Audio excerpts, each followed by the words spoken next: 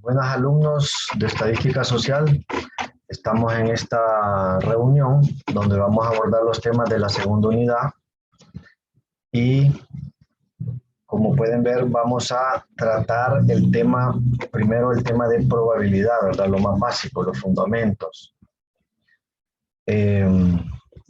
Tenemos primero que la P denota probabilidad, la letra P. Las letras A, B, C, D denotan sucesos. Y si yo ya pongo P y entre paréntesis pongo A, entonces ahí estamos hablando de la probabilidad de que ocurra un suceso A.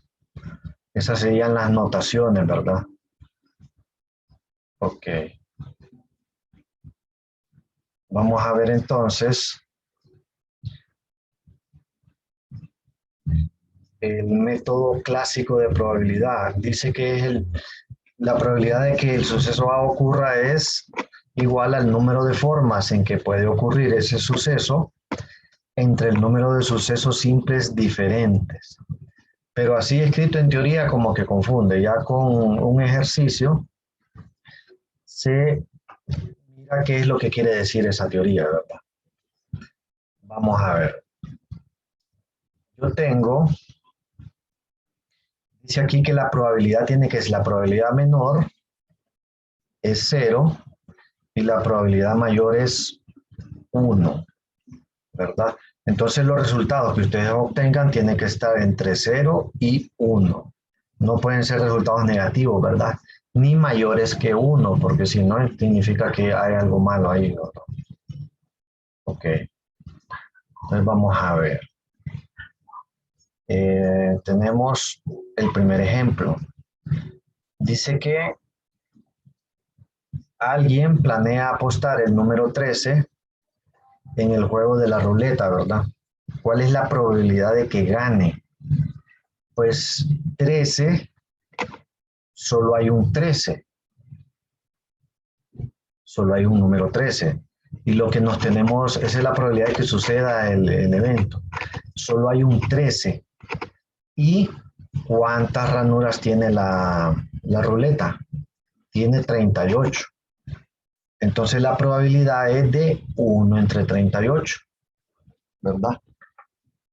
Y eso, si ustedes le dan unos 3 dígitos después del punto, me queda aproximadamente 0.026. Si alguien lo quiere expresar en términos de porcentaje, lo multiplica por 100 y sería aproximadamente 2.6%, ¿verdad? 2.6%. Ese sería el resultado, o sea, la probabilidad de que una persona gane si le apuesta al 13 es del 2.6%. Ok, ese es el ejemplo más básico, digamos. Ahora vamos a ver otro ejemplo. Como les digo, aquí vamos a repasar el material en PDF. Me imagino que algunos ya lo leyeron y otros pues hasta ahorita tienen la oportunidad de verlo. Todos tienen 2 semanas de aquí al examen para volverlo a ver, repasar y empezar a hacer la tarea. Tenemos en el ejemplo 2, me dicen que hacen una encuesta a 319 personas, ¿verdad? Y dice que les preguntan acerca de la pena de muerte. Entonces, hay 133 que contestan que están en contra, 39 que no tienen opinión.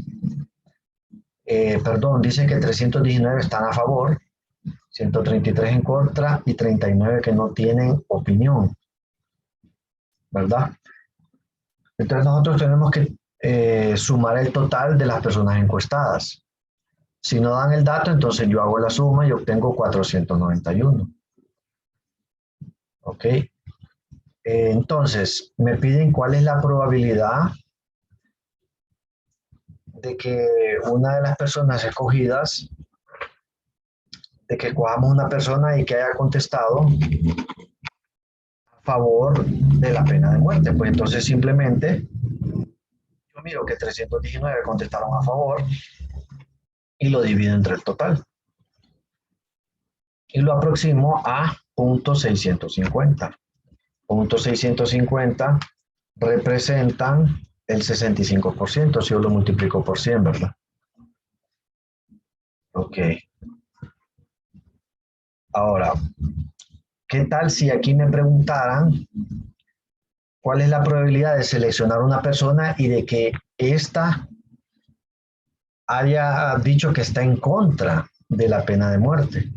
Entonces yo divido la cantidad de personas que están en contra de la pena de muerte entre el total, ¿verdad? Y eso me va a dar, lo hago en la calculadora, aproximadamente .271, ¿verdad? Ok. .271. Esa sería este de aquí, escogí aquí, sería la probabilidad de escoger una persona aleatoriamente y que haya estado en contra de la pena de muerte, si me hubieran preguntado eso, ¿verdad? Ok. Vámonos ahora a otro ejemplo. Dice, la probabilidad de que una pareja con 3 hijos tenga exactamente 2 niños. 2 niños, ajá, y si son 3 hijos significa que el otro tendría que ser niña, ¿verdad? Pero de que sea exactamente 2 niños, entonces nosotros tenemos que poner que la F representa niña y la M representa varón. Tenemos que sacar los resultados posibles. ¿Cuáles son los resultados posibles? Un resultado posible es que las 3 sean niñas. Como yo sé que F significa niña, entonces solo pongo F, F, F. O que los 3 sean varones. O que las 2 primeras sean niñas y el tercero sea varón. Que los 2 primeros sean varones y la tercera sea niña, etcétera. Entonces las combinaciones posibles son 8, ¿verdad? Entonces lo vamos a dividir entre 8. Pero ¿cuáles contienen la probabilidad, cuáles contienen el hecho de que sean 2 niños? Entonces nosotros nos fijamos que esta es una, ¿verdad? Que los dos primeros sean niños. Esta es otra, ¿verdad? Que los 2 últimos y que el mayor y el menor sean niños. Son 3. Entonces, tengo 3 entre 8, que es el total de resultados posibles, me da .375. O sea, el 37.5%. Si me preguntaran, por ejemplo, ¿cuál es la probabilidad que los 2 primeros fueran niños? Yo le puedo poner suceso A, ¿verdad? Suceso A, la probabilidad de suceso A. ¿Y cuál es el suceso A? El suceso A es de que los 2 primeros sean niños. Entonces siempre son las mismas combinaciones. ¿Dónde tengo que los 2 primeros son niños? Aquí. Los 2 primeros son niños. ¿Y en qué otro caso los 2 primeros son niños?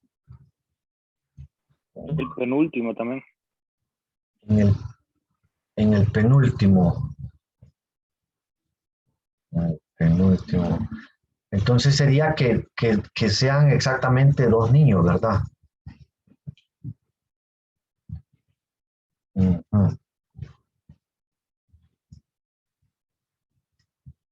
2 niños seguidos sería que los 2 primeros. Segundo también. Es que aquí en este no podría ir porque esos no son los 2 primeros.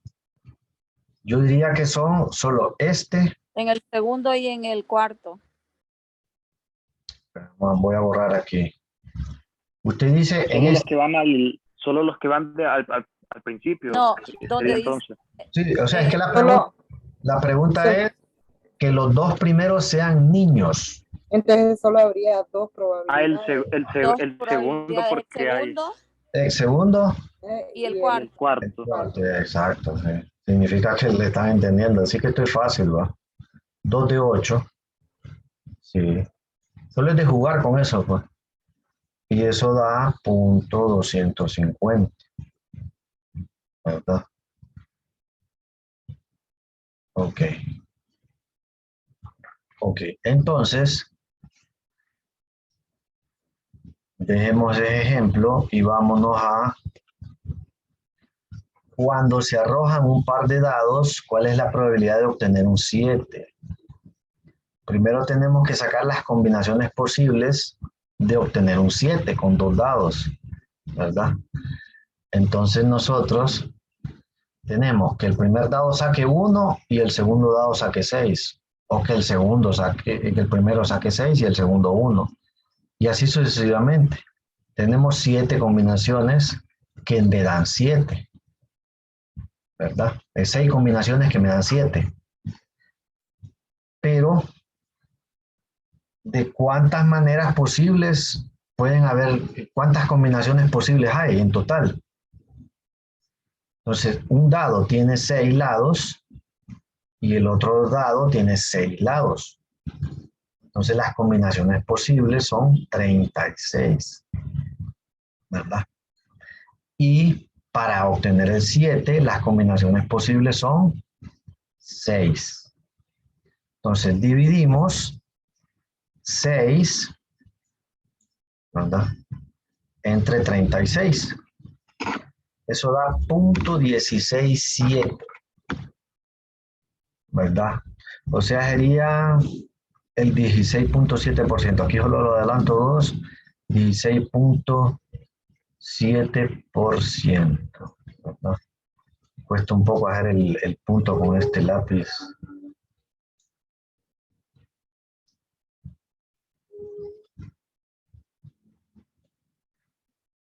Ok, 16.7%. Bueno, ahora vamos a ver qué tal si me preguntaran cuál es la probabilidad de obtener un 11. Al lanzar dos dados, obtener un 11. Entonces, ¿cuáles combinaciones me dan un 11? Que el primer dado saque 5 y que el segundo dado saque 6. Eso me da 11. O que el primer dado saque 6 y el segundo me da 5. Entonces la probabilidad del suceso A o B o C, cualquiera, de obtener un 11 al lanzar dos dados es, hay dos combinaciones que me producen el 11 y las combinaciones totales de los dos dados es 36, ¿verdad? Entonces me queda 2 entre 36. Esto si me pidieran un 11. Y 2 entre 36 es .056. O sea, más o menos un 5.6%, ¿verdad? No, ok. Vamos a ver, vamos a seguir con sucesos complementarios. Dice que un suceso complementario está denotado por, o sea, si sucede A, lleva esta nomenclatura, pero que si no va a suceder A, entonces nosotros le colocamos una rayita arriba. El suceso A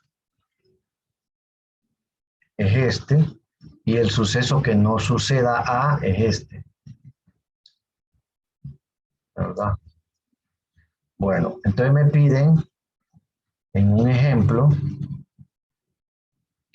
dice que hay 205 bebés recién nacidos. Pone en rojo. 205 bebés. 105 de ellos son niños. Si se escoge un bebé al azar, ¿cuál es la probabilidad que no sea niño? Entonces, si 105 son niños y el total es 205, significa que hay 100 niñas. Entonces, la probabilidad de que no sea un niño, lo podemos denotar así, la probabilidad que no sea un niño, si le ponemos la raíz de encima, significa que no sea, sería 100, porque son las niñas, entre el total. Eso me da .488, o sea, 48.8%, ¿verdad? En otro ejemplo, tengo que una bolsa contiene globos iguales, 8 blancos, 4 rojos y 3 amarillos. Si se extrae uno al azar, ¿cuál es la probabilidad que no sea blanco? ¿Verdad? Entonces nosotros denotamos la probabilidad de que no sea blanco. Ok, entonces que no sea blanco tendría que ser un globo rojo o un globo amarillo. ¿Y cuántos rojos hay? Hay 4. ¿Y cuántos amarillos hay? Hay 3. Entonces hay 7 que no son blancos. Entre el total es 8 más 4 más 3. Es 15. Entonces 7 entre 15. Me da .467. ¿Verdad? Ahora, ¿qué tal si me pidieran la probabilidad que no sea rojo? Vamos a poner que el suceso B es que no sea rojo. Ajá. Entonces, que no sea rojo, yo tendría que ver cuántos no son rojos. Hay 8 blancos y 3 amarillos. Y ninguno de ellos es rojo. Entonces, sería 11 entre el total, que sigue siendo 15. Entonces, la probabilidad de que no sea rojo sería 11 entre 15. O sea, 0. Ese punto me cuesta hacerlo. 0.733. Este sería la probabilidad, este de aquí, sería la probabilidad que no sea rojo. Y así sucesivamente con los demás. Ajá. Esa es la parte de probabilidad, la parte de fundamentos de probabilidad, ¿verdad? Ahora vámonos a la regla de la suma. La regla de la suma es la probabilidad de que ocurra un suceso A o de que ocurra un suceso B o de que ambos ocurran, ¿verdad? Entonces, en el caso de que suceda A y suceda B, se suman sus probabilidades y se resta la probabilidad común de que ocurran ambos. Si no existe esa probabilidad común, entonces esto es 0, entonces no va en la fórmula, ¿verdad? Ok, vamos a ver un ejemplo. Dice, ¿cuál es la probabilidad de sacar un as o un rey al sacar un naipe de una baraja? Entonces la palabra clave aquí es O. Entonces yo ya sé que si dice O, estoy hablando de la regla de la suma. Porque si dijera I, entonces estaría hablando de la regla de la multiplicación, ¿verdad? Entonces la palabra clave ahí es O, este de aquí, esa O de ahí. Entonces, muchos ya dominan lo que un naipe tiene, ¿va? Que son 52 cartas. Pues los que nunca han visto un naipe o no los conocen, tiene 52 cartas. Tiene 4 reyes y 4 ases, ¿verdad? ¿Por qué 4? Porque uno es de trébol, otro es de diamantes, el otro es de corazones y el otro no me acuerdo ahí, alguien que se acuerde cuál es, a ver, porque son 2 rojos y 2 negros, ¿verdad? Son 4. ¿Cuál? Espada. Espadas, ajá. Ajá, sí. Espadas y trébol creo que son los negros y corazones y diamantes son los rojos, sí. Sí, gracias ahí, ¿verdad? Entonces, tienen 4 ases y 4 reyes. ¿De cuánto? De 52. Entonces, eso se suman. ¿Por qué no le restamos un común? Porque o es as o es rey. No existe la probabilidad de que sacar una carta que tengan ambos, ¿verdad? Entonces, por lo tanto, eso de restarle A y B no existe en este caso, entonces no va en la fórmula. Entonces tenemos 8 entre 52 cartas y eso da 15.4%, ¿verdad? 15.4%. Quédate de aquí. Ok. Entonces, vámonos a ver otro ejemplo. Como les digo, esto es sencillo, solo es ir aplicando ahí la fórmula de la regla, en este caso de la suma. Dice que hay 99 mujeres en un estudio. Aplique la regla de la suma para calcular la probabilidad de que al seleccionar una mujer, entonces aquí vamos a ver, dice que está embarazada o que tuvo un resultado de prueba positivo, ¿verdad? Entonces nosotros lo que vamos a hacer es,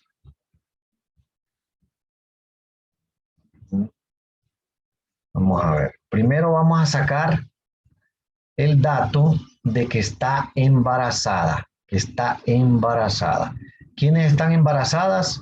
Entonces aquí me voy aquí, ¿ves? Está embarazada 80 más 5. Son 85 embarazadas, que es este de aquí. Ese 85 lo van a dividir en total de mujeres de la tabla, que son 99. ¿Verdad? Entonces ya tenemos el dato de que está embarazada. Ok, aquí está el O, que me indica que es regla de la suma, que tuvo un resultado de prueba positivo. Entonces yo me voy a ver los resultados de prueba positivo. Ya, si el resultado de la prueba embarazada, de la mujer que esté embarazada, lo miré así horizontal, me fijo que el resultado de prueba positivo es vertical. Tengo 80 más 3. Resultado de prueba positivo, o sea, 83, ¿verdad? De 99. Entonces ya tengo embarazada y resultado de prueba positivo. Pero como la regla dice que hay que sumarle el común, ¿cuál sería el común? El común sería que esté embarazada y que el resultado de prueba sea positivo. Entonces, es como que yo uniera este con este. ¿Dónde se unen? Se unen aquí, en este dato de ahí, ¿verdad? Entonces tengo 80, que es común, que el resultado haya sido positivo y que esté embarazada. Por eso este va restando. Entonces, lo que hago es siempre el 99 del denominador, solo lo copio. Este 99 solo lo copio. Lo que hago es con el numerador a 85, le sumo 83 y le resto 80. Me queda 88. Entre 99.889, o sea, 88.9%, ¿verdad? Entonces, si la pregunta fuera, por ejemplo, que la mujer esté embarazada y que el resultado sea negativo, entonces sería que esté embarazada, ese no cambia, va, es 85 de 99. Más, estoy sacando otro ejemplo, que estuviera embarazada y que el resultado hubiera sido negativo, o que el resultado sea negativo. Entonces, aquí está la embarazada, 85 entre 99. Y el resultado negativo, 5 más 11. Me queda 16 de 99. Menos sería 5 que sea común, o sea, que esté embarazada y resultado negativo. Entonces yo me voy aquí, negativo y embarazada. Me queda que hay 5 datos así. Entonces, que tenga ambos, embarazada y resultado negativo, son 5 de 99. Entonces me queda el 99, solo lo copio. Tengo 85 más 16 menos 5. Es 96 de 99. Y eso da punto 970. ¿Verdad? Punto 97, 0, o sea, 97%. Ok. Ahora vámonos a la regla de la multiplicación. La regla de la multiplicación puede ser para eventos independientes y para eventos dependientes, ¿verdad? Vamos a ver un ejemplo de un evento independiente. Tengo que se lanza una moneda, cara o cruz, tiene la moneda, ¿verdad? ¿Cuál es la probabilidad de obtener cara en 2 lanzamientos? Pues en el primer lanzamiento, como tengo dos caras, la probabilidad de obtener, dos posibilidades, cara o cruz, entonces la probabilidad de obtener cara es 1 de 2. Y como en el otro también queremos cara, entonces en este caso, por eso es que aquí va la multiplicación. En el otro caso también sería 1 de 2. Entonces me queda 1/4. Y eso es 0.25, o sea, el 25%. Vamos a ver otro ejemplo. Dice, 2 cartas se extraen de un paquete de 52.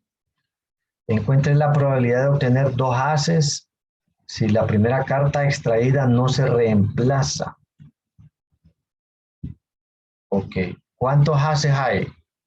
Hay 4 de 52 que tiene la baraja. Entonces, la primera carta, la probabilidad de sacar un as es de 4 de 52. Pero,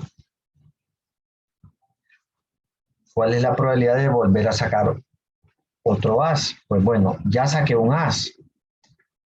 Por lo tanto, solo me quedarían 3. Y como ya saqué una carta, la baraja ya no va a tener 52, sino que va a tener 51. Por eso es que en el segundo caso, en el primer caso sería 4 de 52, pero como ya saqué un as, en el segundo sería 3 de 51. Se multiplican numerador con numerador y denominador con denominador, y me queda una bajísima probabilidad, ¿va?, de sacar 2 ases de una baraja sin reemplazo. Ahora, ¿cuál sería el caso de la probabilidad de A y B si reemplazo la carta? O sea, la vuelvo a meter en la baraja. Probabilidad de A y B. En este caso sería que yo vuelvo a meter la carta. Bueno, tengo 4 ases de 52 y vuelvo a meter la carta, o sea, con reemplazo. Entonces me vuelve a quedar los mismos 4 ases y las 52 cartas. En ese caso, yo tendría 16 de 2700, entre 2704. Y eso me da 0.06. Aumentó un poquito la probabilidad, ¿verdad? Ok. Entonces, si no hay preguntas de eso, seguimos avanzando. Pero vamos a ver el caso donde ya son eventos dependientes. ¿Qué significa? de que la probabilidad de que ocurra el suceso B es dado que ya ocurrió el suceso A, ¿verdad?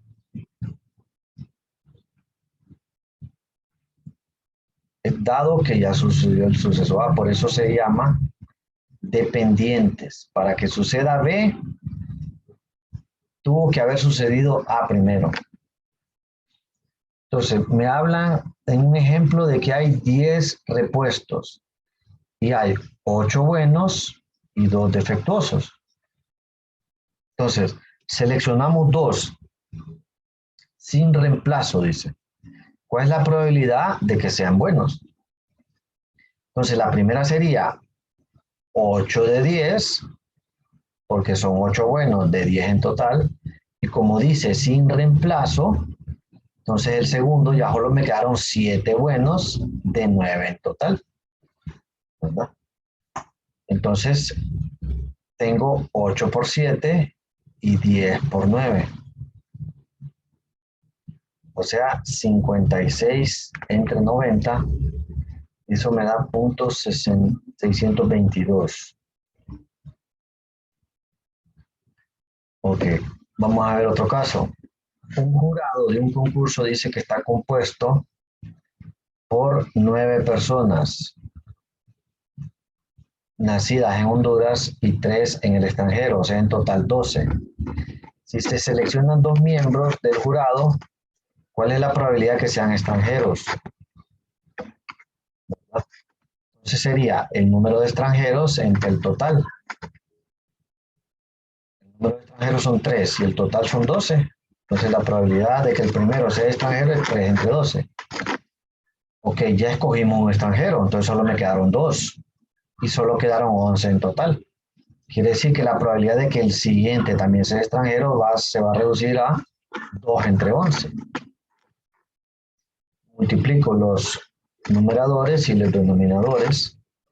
Me queda 6 entre 132, o sea, 0.045. ¿Verdad? Sería 4.5%, ¿no? Aproximadamente. Ok, entonces dejamos de lado esas reglas de la suma y la multiplicación y nos vamos a meter a la probabilidad binomial.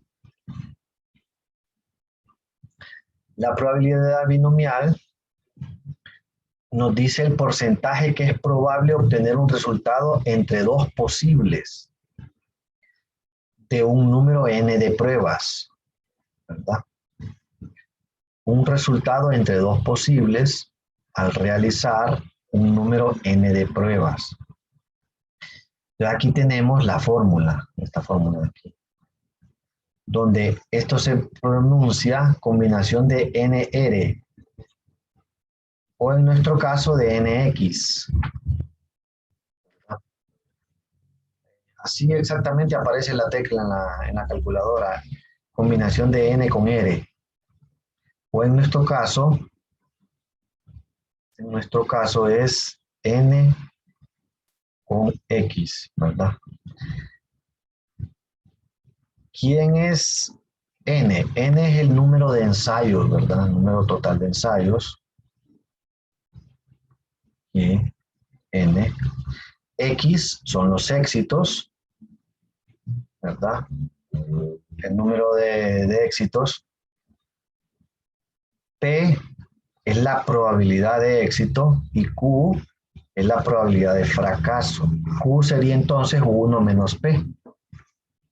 Porque éxito y fracaso sumados tienen que sumados tienen que dar 1.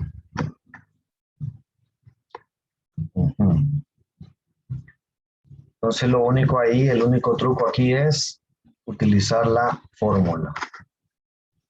Vamos a ver un ejemplo, ¿qué es lo que quieren decir eso de probabilidad binomial? Dice que una prueba consta de 4 preguntas de opción múltiple, cada una con 5 respuestas posibles. A, B, C, D y E. Pero solo una de ellas es correcta. Aplique la fórmula de probabilidad binomial para calcular la probabilidad de tener exactamente 3 respuestas correctas. Aquí es clave, va esta pregunta. ¿Cuándo se adivina al azar? Estudiando no, la probabilidad sube. Pero cuando se adivina al azar, no se estudió y se va al cuestionario, ¿cuál es la probabilidad de sacar 3 buenas de 4? Dado que tenemos A, B, C, D y E. Entonces, para eso nos sirve la probabilidad binomial. Ok. Entonces, vamos a ver. Tengo X es 3, ¿verdad? Acuérdense que es el éxito, o sea, 3 correctas. Aquí está, 3 correctas, por lo tanto, X se me convierte en 3. ¿Cuál es la probabilidad de éxito? Pues tengo 5 combinaciones, va, A, B, C, D, E. Entonces sería un quinto. Esa es la probabilidad del éxito. ¿Cuál sería la probabilidad de fracaso? Siempre va a ser 1 menos P. O sea, 1 menos 0.2. Y eso da 0.8. Entonces ya tengo que X vale 3, P vale 0.2 y Q, que es el fracaso, vale 0.8. Entonces vengo yo y utilizo la ecuación, la fórmula. Dice combinar n con x, p elevado a la x y q elevado a la n menos x. ¿Verdad? Entonces, en la calculadora, ustedes utilizan, digamos aquí, si yo voy a meter el dato, combinar 4 con 3, porque acuérdense que la n vale 4 y la x vale 3, ¿verdad? 4 porque son 4 preguntas. Entonces ustedes van a apretar en la calculadora, van a apretar el número 4, van a apretar la tecla NCR y van a apretar el 3. Y de ahí van a apretar el igual. En este caso resultó ser 4, ¿verdad? Ahí va a depender de los datos que metamos. De acuerdo a eso es que se obtiene el resultado, ¿verdad? Directamente de la calculadora. Ahora, acordémonos que P es 0.2 elevado a la 3. Entonces ahí solo usan ustedes, apretan el 0.2, apretan la tecla elevado y apretan el 3. Y ahí le apretan el igual. En este caso da 0.008. Y ahí me queda Q elevado a la n menos x, o sea, a la 4 menos 3, o sea, 0.8 elevado a la 1, y eso es 0.8. Ahí multiplican todos estos datos y les da 0.0256. O sea, sería más o menos 2.56%. Entonces, si usted se fija, 2.56% es la probabilidad de, si usted está adivinando, sacar 3 respuestas buenas de 4. Si estudió, pues esa probabilidad sube, ¿verdad? A 0.8, a 80%, ¿verdad? Pero si está adivinando, la probabilidad de que le salgan 3 buenas de 4 es, en opción múltiple, es bien reducida. Bueno, vamos a ver, en la distribución binomial hay media, hay varianza y hay desviación estándar. Entonces nosotros vamos a utilizar las fórmulas. Aquí tengo la fórmula de la media, la fórmula de la varianza y la fórmula de la desviación estándar, ¿verdad? Entonces aquí mu, acuérdense que este es mu, es igual a n por p. P sigue siendo éxito, n es el total y q sigue siendo el fracaso, ¿verdad? Entonces tenemos, ¿cuál es la probabilidad? Vamos a ver este ejemplo.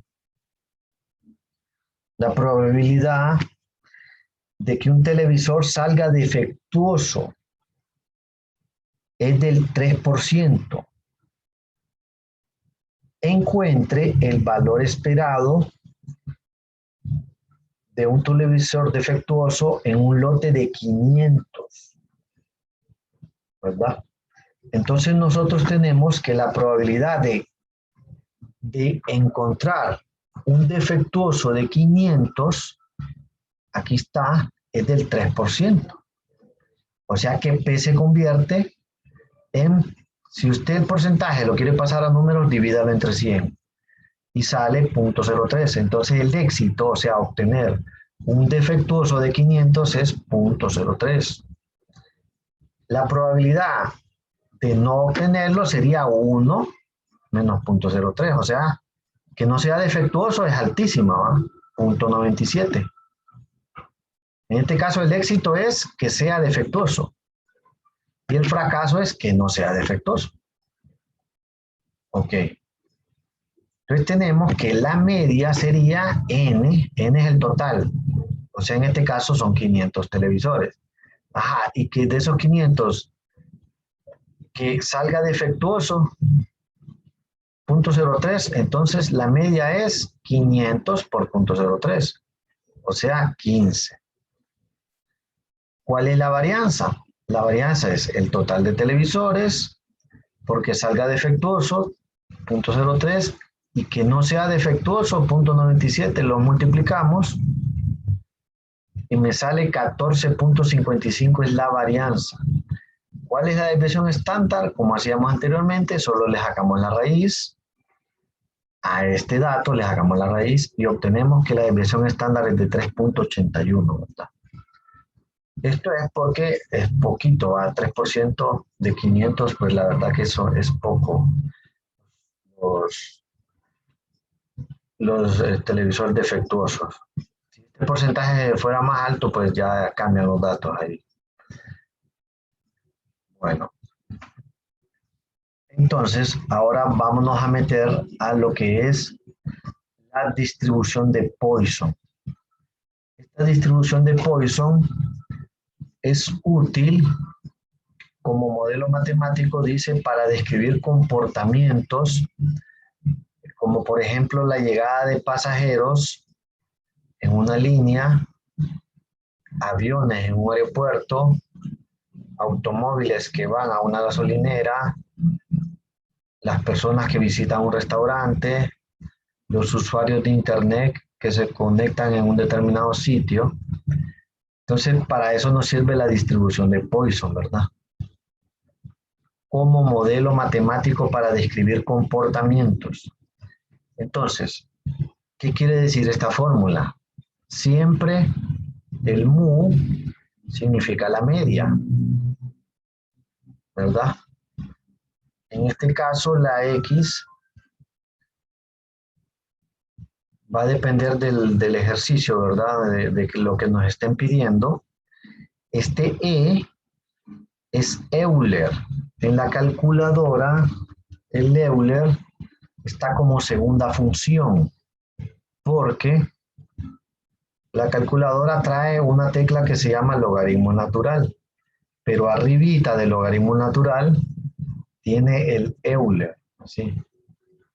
Ese es el que necesitamos. Por lo tanto, para activar ese Euler, nosotros primero apretamos la tecla Shift o segunda función, ¿verdad? Shift o segunda función. Ok.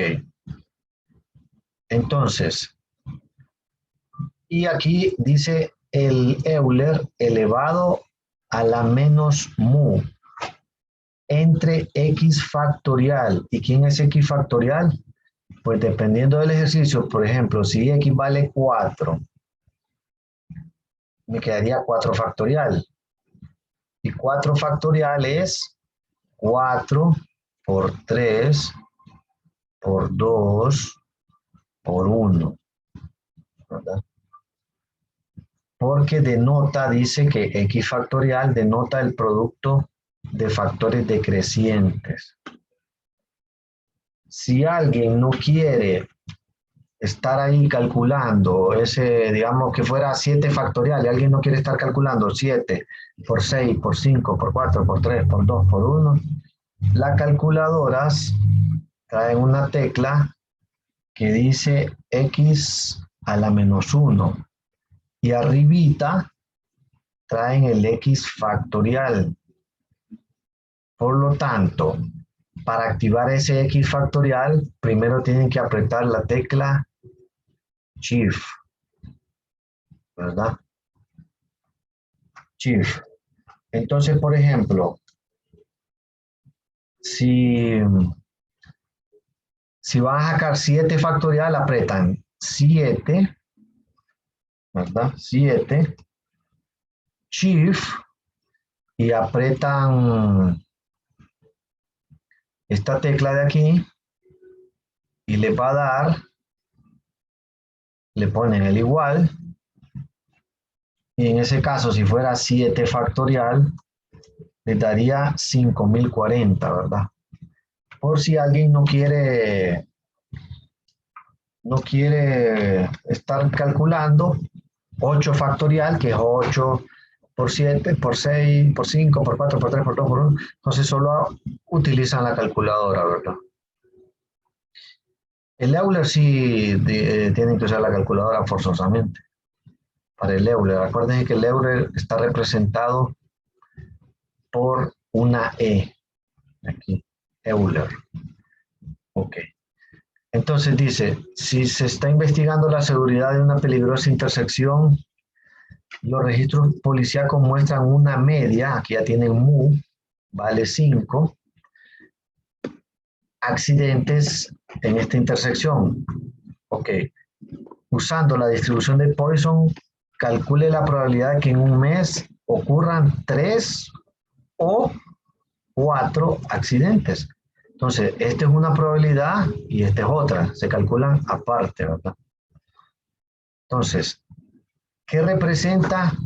En este caso, ¿qué representa este 3? Este 3 es la X. Y en la otra probabilidad, este 4 representa la X, ¿verdad? Esa X va de acuerdo al ejercicio. Entonces dice acordémonos que en este caso mu valía 5. Ok. X en el primer caso era 3 accidentes, entonces X vale 3. Entonces tengo mu elevado a la X. Entonces aquí tengo 5 elevado a la 3. Euler a la menos mu, decía la fórmula. Entonces Euler a la menos 5, porque el mu vale 5. 3 factorial. ¿Quién es 3 factorial? Es 3 por 2 por 1. Entonces, opero en la calculadora 5 elevado a la 3 me da 125. Y opero en la calculadora Euler a la menos 5 me da 0.20674. Aquí está el que les estaba diciendo yo. Euler a la menos 5, vamos a ver cómo hago Euler a la menos 5.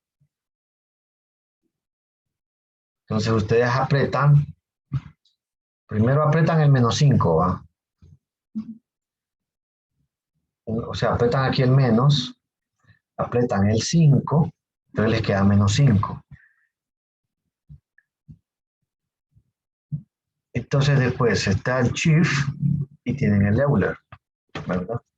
Entonces tienen Euler a la menos 5 y eso da 0.20674 o redondeado 0.007. Dividimos, ¿verdad? Eso lo multiplicamos por 125 y me da 0.8425. Lo dividimos entre 3 factorial, que en este caso es 6, y eso me da 0.14042, o sea, más o menos el 14%. Eso para x igual a 3. Para x igual a 4, es exactamente lo mismo, solo que me quedaría, en vez del 3, me quedaría un 4. Este Euler a la 5 es el mismo que había calculado, y 4 factorial es 4 por 3 por 2 por 1. Entonces, lo único que cambió aquí fue 5 a la 4, que en este caso es 625. lo multiplico por 0.20674, me da este valor y lo divido entre 24, que es 4 factorial, y me da 0.17552. Aprovechando aquí la calculadora, aquí yo tengo el X factorial que les decía. Miren, aquí está, ¿ves? Es este de aquí. Pero si ustedes quieren calcular 4 factorial, entonces apretan en la calculadora la tecla 4, apretan la tecla Shift y apretan 4 factorial. Entonces ustedes van a ver que en la pantalla de la calculadora les va a aparecer 4 factorial. Después apretan el igual y van a ver que el resultado es 24. Si no quieren estar haciendo el 4 por 3 por 2 por 1, es más sencillo, creo yo, ¿verdad? Cualquiera de los dos métodos es el correcto. Entonces, la probabilidad de que ocurran 4 accidentes es de 0.17552. O sea, 17.55%. Bueno, entonces si no hay preguntas de eso, nos vamos a la distribución normal estándar. En estos ejercicios lo que estoy haciendo aquí es exactamente lo mismo que se hace en los ejercicios de la tarea, por ejemplo, o los ejercicios que les salgan en el examen, ¿verdad? Bueno, entonces tenemos la distribución normal estándar. La distribución normal estándar es aquella en donde la media es 0 y la desviación estándar es 1. Como no todos los casos la media es 0 y la desviación estándar es 1, entonces lo que se hace es estandarizar la distribución con una fórmula que vamos a ver más adelante. Hay una campana que se le llama campana de Gauss. Esta campana representa la distribución de probabilidad. Significa que todo lo que está dentro de la campana suman 1, ¿verdad? Entre 0 y 1. Y hay una puntuación Z. ¿Quién es esa puntuación Z? Dice que la puntuación Z es la puntuación estándar. O sea, el número de desviaciones estándar que hay por encima o por debajo de la media. Entonces, vamos a ver un ejemplo de desviación estándar normal. En este caso, la media es 0 y la desviación estándar es 1. Entonces, calcule la probabilidad de que al punto de congelación del agua la lectura sea menor que 1.58 grados. En este caso, ya me dan la Z. Más adelante vamos a ver que cuando la desviación estándar no es 1 y la media no es 0, yo tengo que encontrar ese Z, ¿verdad? En este caso ya me lo dan. Me dicen, aquí es importante porque dice menor. Si es menor, entonces el dato que obtengo de la tabla, ese es el dato que necesito. Pero si este dato fuera mayor, entonces nosotros le restamos 1 al dato que obtengamos de la tabla. La tabla trabaja con valores menores. Si dice mayor, entonces 1 menos el valor que obtengo de la tabla, ¿verdad? Ok. Entonces dice que la lectura sea menor, entonces directamente el valor de la tabla es el que me sirve, que 1.58. Me voy directo a la tabla con ese 1.58, ¿por qué? Porque la desviación estándar es 1 y la media es 0. Entonces no necesito hacer ningún cambio, salvo que la media no sea 0 y la desviación estándar no sea 1, utilizo una fórmula que vamos a ver más adelante. Entonces, dice que en la tabla obtengo este dato con el Z 1.58. Entonces vamos a ver esa tabla. Ok, me voy a la tabla 1, que es del de zetas positivos. La tabla 2 es el de zetas negativos. Ok, 1.58. ¿Quién es 1.58? 1.58 es 1.5 más 0.08. Eso es 1.58. Entonces, ustedes buscan, en esta parte de aquí buscan el 1.5, en esta parte de aquí buscan el 0.08. Los unen, ¿verdad? Entonces, si ustedes se fijan, 1.5 con 0.08 me da 0.9429. 0.9429, que es este de aquí que había obtenido, ¿ah? 0.9429. Por eso se llega a la conclusión de que el 94.29% de los termómetros tendrá una lectura en el punto de congelación del agua por debajo de 1.58 grados. Si yo lo graficara, entonces me quedaría, a ver aquí, me quedaría esta área de aquí, ¿verdad? La gráfica no es tan importante que la hagan, ¿verdad? Lo importante es este dato, ¿verdad? Esta gráfica solo es para comprender qué es lo que representa ese dato. Ok, vamos a ver entonces. Yo utilicé la tabla 1 de los zetas positivos. Ahora vamos a ver si el zeta es negativo. Dice que es el mismo ejemplo anterior, pero ¿cuál es la probabilidad de seleccionar aleatoriamente un termómetro con una lectura en el punto de congelación del agua por arriba de 1.23 negativo? Como aquí dice por arriba, acuérdense que al resultado de la tabla yo voy a restar 1 menos ese resultado de la tabla. Como es negativo el z, me voy a la tabla 2 de los z negativos. 1.23 sería 1.2 más 0.03, ¿verdad? Entonces yo busco 1.2 y 0.03 y los 1. Me da 0.1093. Ese 0.1093, entonces le quitamos 1, ¿verdad? Está 1 menos el valor de la tabla, me da 0.8907.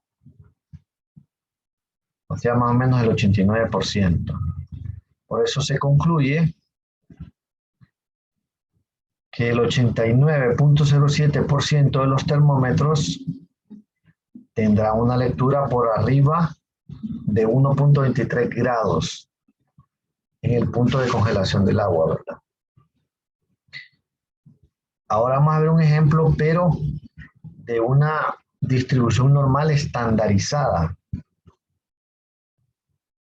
sea, cuando ya la media no es 0, vamos a ver esta flecha, ¿sí? Cuando la media no es 0 y cuando la desviación estándar no es 1. En ese caso, nosotros tenemos que aplicar la estandarización, o sea, encontrar los valores Z. ¿Cómo encontramos los valores Z? Pues con esta fórmula, ¿verdad? X menos la media entre la desviación estándar que me den en el ejercicio, ¿verdad? Entonces aquí está. ¿Quién es X? X es el valor de la variable aleatoria. ¿Quién es mu? Es la media que me den. Sigma es la desviación estándar. Y Z es el número de desviaciones estándar que hay desde X a la media de la distribución. O sea que en este caso nosotros nos ocupa encontrar el valor de Z para poder utilizar las tablas y con esas tablas encontrar la probabilidad que nos piden. Por ejemplo, dice que las personas adultas tienen un coeficiente intelectual que se distribuye normalmente con una media de 100. O sea que normalmente las personas adultas tienen un coeficiente intelectual de 100, ¿verdad? Parece que si es menor de 80, ya no se considera que la persona es normal, ¿verdad? Y si es arriba de 130, también no se puede considerar normal, ¿verdad? Lo normal es 100, digamos, 100, 105, 110. Ok. Con una desviación estándar de 15, una media de 100, ¿cuál es la probabilidad de que un adulto tenga un coeficiente intelectual entre 90 y 110? Entonces, cuando dice entre y me dan dos valores, significa que voy a encontrar un Z para este y un Z para este. Voy a encontrar dos Zetas. Voy a encontrar dos valores en la tabla. Esos dos valores los voy a restar y ahí encuentro la probabilidad buscada. Ok, entonces acuérdense que estamos estandarizando, ¿verdad? La distribución normal. Estamos estandarizando. Bueno, entonces, primero, X vale 90, que es de aquí. Utilizo la fórmula. X menos la media. ¿Quién es X? 90. ¿Quién es la media? 100. ¿Quién es la desviación estándar? 15. Hago en la calculadora y me sale negativo 0.67. Lo mismo para 110. ¿Quién es X? 110. ¿Quién es la media? 100. ¿Quién es la desviación estándar? 15. 0.67. Ok. Aquí como hay la misma distancia de la media al 110 y de la media al 90, por eso que me salió igual. Pero si hubiera sido, por ejemplo, entre 90 y 115, o sea que no, lo que les quiero decir es que no es que siempre van a dar estos datos igual, ¿verdad? Sino que pueden cambiar. Lo importante es que este lo voy a buscar en la tabla 2 y este lo voy a buscar en la tabla 1. En la tabla de los Z positivos y en la tabla de los Z negativos. Ok, entonces el 0.67 negativo en la tabla C2 sería 0.6 más 0.07. Vamos a ver. 0.6.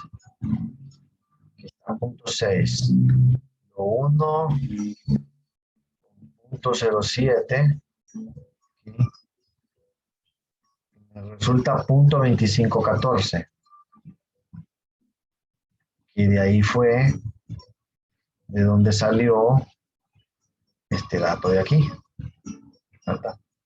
Y el 0.67 lo mismo hacen, pero en la tabla de las zetas positivos, 0.67. Entonces ustedes van acá, 0.6, lo unen con 0.07 y aquí está el 0.7486. 0.7486. Ok. Este de aquí. Menos el 0.2514 encontrado del Z negativo. Se resta y me da 0.4972. ¿Verdad? Entonces, dice aquí, se concluye que el 49.72% de las personas tienen un coeficiente intelectual entre 90 y 110, ¿verdad? Por lo tanto, son consideradas personas normales, ¿verdad? Ok. Entonces, si no hay preguntas de esto, aquí terminamos con esta reunión Zoom, ¿verdad?